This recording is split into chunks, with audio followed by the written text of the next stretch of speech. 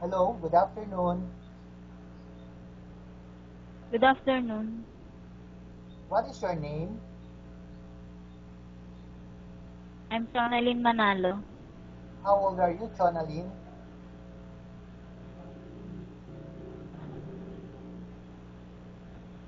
I am 25 years old.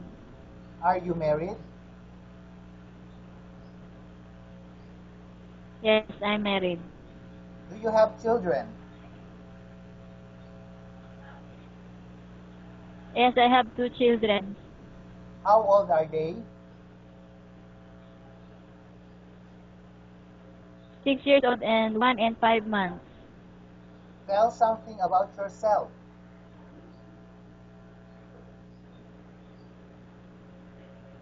I am patient, kind, loyalty, and trustworthy. Why do you want to work in Hong Kong? I want to help my family, especially my future of my children. Do you have any skills?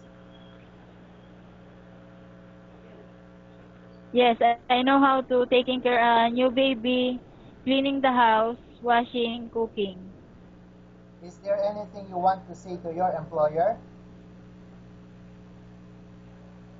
To all employers in Hong Kong, please choose me as your domestic helper.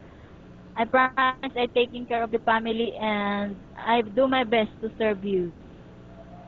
Okay, thank you. Thank you.